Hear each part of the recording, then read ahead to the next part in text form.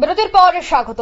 কাশ্মীরে জঙ্গি হামলাকে কেন্দ্র করে আমরা দেখেছি যে ভারতীয় বায়ুসেনার অপারেশন সিঁদুর, যেখানে সম্পূর্ণ গুড়িয়ে দেওয়া হয়েছিল জঙ্গিদের ঘাঁটি। তবে এই গোটা যুদ্ধ আবহের মধ্যেই দেখা গেছে যে সোশ্যাল মিডিয়ায় একাধিক মন্তব্য উঠে এসেছে।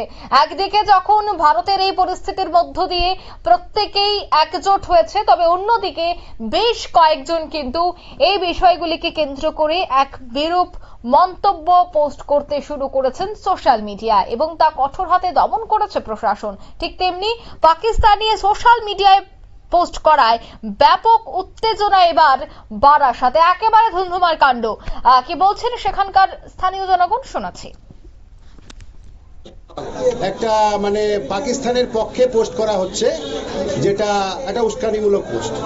তো সেটা দেখার পরে আমরা সিদ্ধান্ত নিই যে ওর সঙ্গে আমরা কথা বলবো বা দেখা করব। তো কালকে আমাদের হয়ে ওঠেনি, কালকে পাইনি ওকে।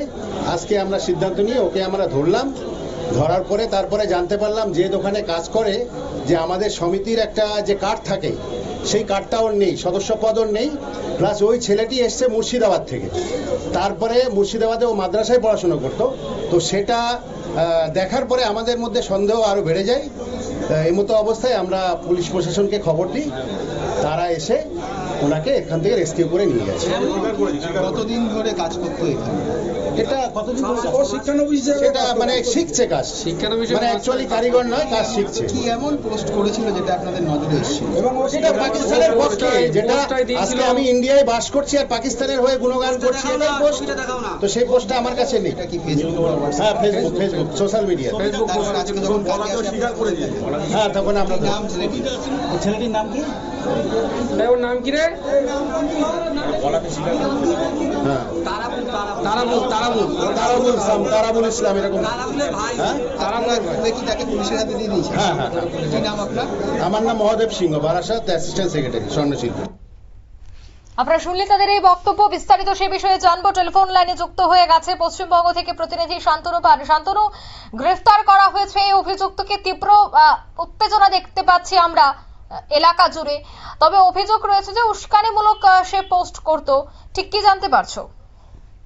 একেবারে তোমাদের জানিয়ে রাখবো যে বারাসাতের যে সোনাপট্টি এলাকা রয়েছে, সেই এলাকায় এক ব্যবসায়ী, তিনি কিন্তু যখন ভারত পাকিস্তান যুদ্ধের মহড়ারত চলছে এবং সেই জায়গায় দাঁড়িয়ে ভারতীয় সেনাবাহিনী একের পর এক পাকিস্তানের কড়া জবাবের প্রত্যুত্তরে দিয়েছে এবং সেই জায়গায় দাঁড়িয়ে সাফল্য এসেছে ভারতের। যখন ভারতবর্ষের প্রত্যেকটি মানুষ সেই বিষয়কে নিয়ে গর্ববোধ করছে, তখন তিনি পাকিস্তানের কার্যত পাশে দাঁড়িয়ে একটি সমাজ মাধ্যমে পোস্ট করেন। আর যেই পোস্ট করার মধ্যেই কিছুক্ষণের মধ্যেই কিন্তু ভাইরাল হয় এবং সেখানকার যারা এলাকার মানুষ তার সমাজ মাধ্যমের সাথে যুক্ত রয়েছেন, তারা তার কাছে যায় এবং সেই পোস্টটি ডিলিট করার জন্য তাকে বলে। আর মুখে বলার সাথে সাথে কিন্তু কার্যত তারা মুখোমুখি একটা ঝগড়ার সৃষ্টি হয়, উত্তেজনার সৃষ্টি হয়। পাশাপাশি কিন্তু বেশ কিছু মানুষ সেখানে জড়ো হয়ে যায়। তাকে বারবার ধরে বলা হয় যে ভারতবর্ষ থেকে তিনি একজন ভারতীয় নাগরিক হয়ে কিভাবে এই ধরনের সমাজ মাধ্যমে পোস্ট করতে পারেন না। যখন তিনি প্রত্যুত্তরে ভারতীয় যারা সেনাবাহিনী যে বিরুদ্ধে কথা বলেন, তখন কিন্তু গ্রামবাসীরা উত্তেজিত হয়ে ওঠেন এবং তার উপর চড়াও হয়। পরক্ষণে পুলিশকে খবর দেওয়া হয়, পুলিশ এসে ঘটনাস্থলে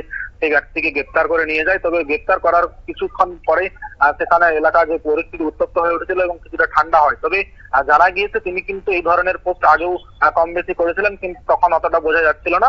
তবে আজকের যে ঘটনা, এই ঘটনায় কিন্তু যথেষ্ট চাঞ্চল্য ছড়িয়েছে, কারণ তিনি একজন ভারতীয় হিসেবে এই ধরনের পোস্ট করাটা কি একেবারে তার কাছে বাঞ্ছনীয় হয়ে উঠেছিল, সেই বিষয়টি কিন্তু পুলিশ খতিয়ে দেখছে। তবে এলাকার যারা মানুষ, তারা যারা জানাচ্ছেন যে তিনি কিন্তু এই ধরনের পোস্ট করে একেবারে ভারত বিরোধিতার পরিচয় দিয়েছেন, এমনটা কিন্তু মনে করছেন। অঙ্কিতা, একদমই ধন্যবাদ। অর্থাৎ ভারত বিরোধিতার পরিচয় সে দিয়েছে। সে প্রতিনিয়ত উস্কানিমূলক তার পোস্ট থাকতো এবং এই বিষয়টা সম্পর্কে যখন জানতে চাওয়া হয়, তখন সে স্বীকার করে সে মাদ্রাসায় পড়াশোনা করে। তবে তার সোশ্যাল মিডিয়ায় এই বার্তা বা সোশ্যাল মিডিয়ায় এই পোস্ট কেন, তার কি কোনো ধরনের যোগ রয়েছে কিনা পাকিস্তানের সাথে, একাধিক বিষয় নিয়ে কিন্তু এবার এলাকাবাসীদের মধ্যে প্রশ্ন উঠতে শুরু করে। যদি এবার পুলিশের হাতে তুলে দেওয়া হয়েছে এই অভিযুক্তকে, এখন দেখার বিষয় যে জিজ্ঞাসাবাদে কি বেরিয়ে আসে। নিয়ে নিচ্ছি ছোট্ট একটি বিজ্ঞাপন বিরতি, সঙ্গে থাকুন।